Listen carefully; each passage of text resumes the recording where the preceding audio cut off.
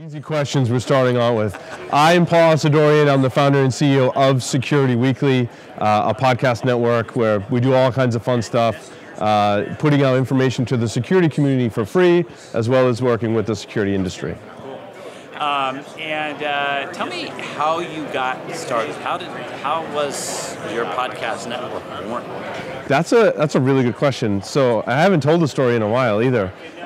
So I was working for a university at the time, and I was having regular meetings with all the systems administrators and computer tech folks that worked in all the departments.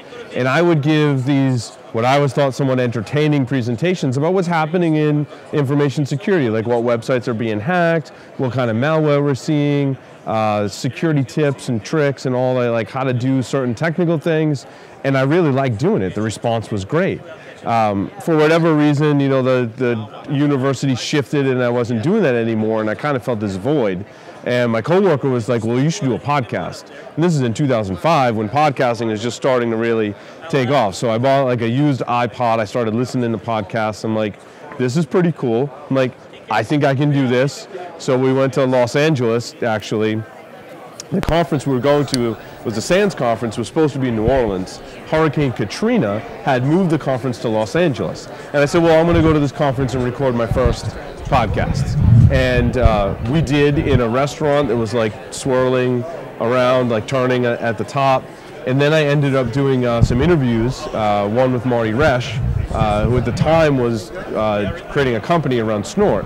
And so I landed my first big interview. I edited both of them on the plane on the way home, and I didn't think anyone was going to listen. Lo and behold, people started listening, and we do a whole bunch more episodes in my basement, really just capturing my friends and I sitting around having beers, talking about computer security. And so fast forward to today, you know, we're a 10-person company. There's dozens of hosts, and we still get around and drink and get together and drink and talk about security. So. Oh, great. Yeah, great. Okay.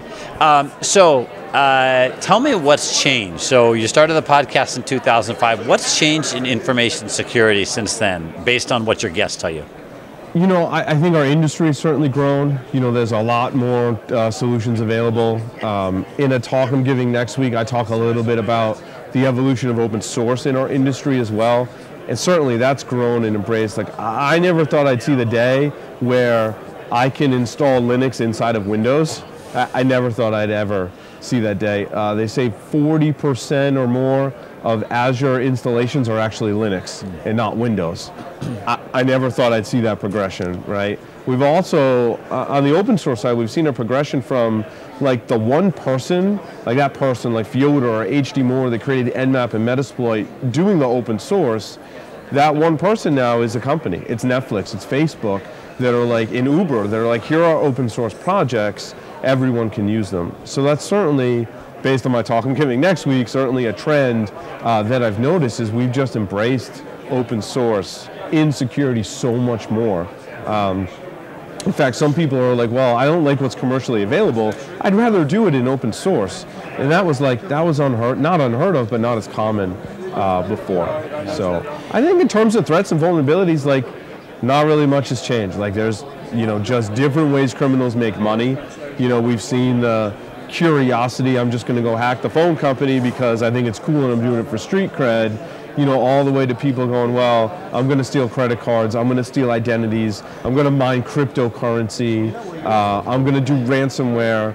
And so while those trends have changed, a lot of the tactics and techniques are still the same. I'm going to break into computer systems so that I can make money or so that I can gain fame, right? I think now the trend is more money, but really everything else hasn't really changed that much. Yeah.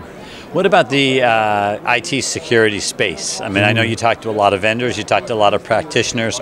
Is there more of everybody now, does it seem like? There's more of everyone, but there's still a shortage. And one of the changes from when I first started doing security was there was no such thing as a security person, right? I mean, you were maybe working in networking, maybe doing some policy work, maybe I was a systems administrator, I was in the network team. My specialty was security, but there was no titles in security like in 1999 or earlier. So of course that's one of the huge things that in IT security that's changed, is they actually have a formal role now for security.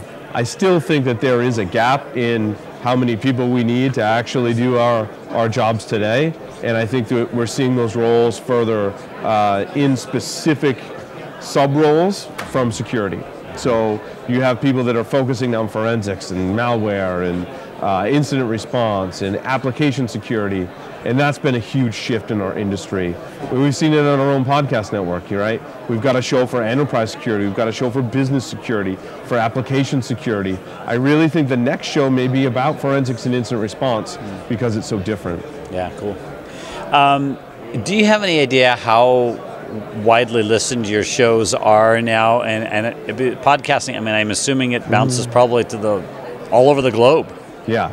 So we reached some kind of silly statistics, right? Because counting number of downloads is always more of an art rather than a science, right? So Security Weekly reaches over 200 countries.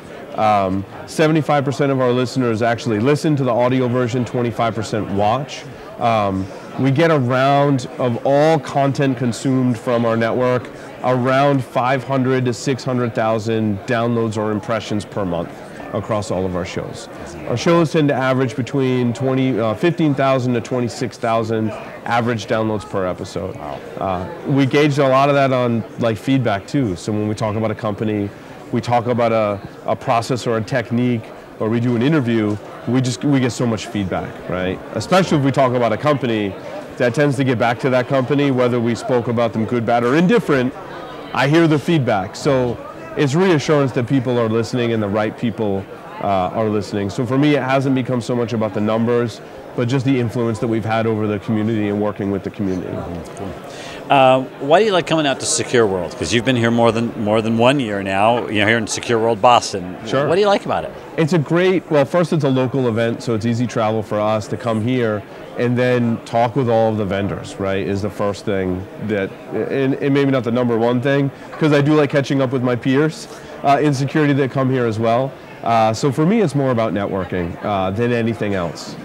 So we talk to all the vendors. I ask them what problems they solve, what challenges do you help people with, and that's for a lot of reasons, right? Maybe we're a good fit to work together. Maybe I just want to learn about what they do so I can talk about them more intelligently and where they fall, in the different categories we have in security. I get to talk with my peers, right? People that I've worked with previously, meet new people, ask them what they do, what works for them, which is really valuable, for our job. And then, we come here to make people aware of the brand for Security Weekly. That's cool. I've never charged anyone for downloading a show. I've never asked anyone for a donation. We're 100% supported by sponsors. So for us to come here and tell the community, look, it doesn't cost anything to consume our content. Sure, you might have to, hear some ads, but the nice part is I can go, so who'd you talk to on the vendor floor that you really liked? Who's solving your problems today? Those are the kind of people that we work with. So that when you do hear an ad, you're like, wow, that's got a lot of power behind it because someone that I helped Paul vet at a show, or that Paul talked to that was really impressed with their technology. That's cool.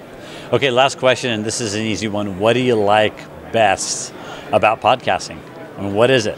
I like to sit around and drink and smoke cigars, and podcasting lets me do that. So you're multitasking. Yeah. And, for me, I really love the technology behind podcasting, right? It's kind of similar to security, because if you're in security, you kind of got to be a jack of all trades. Podcasting for me has been fun because I got to think about cameras and lighting and networking and internet and bandwidth and APIs and software. All of that goes into podcasting. So I get to nerd out all the time on all of the different aspects of podcasting. And that's really why I love it. That's cool. Awesome. And Great. the groupies. And I mean, come on.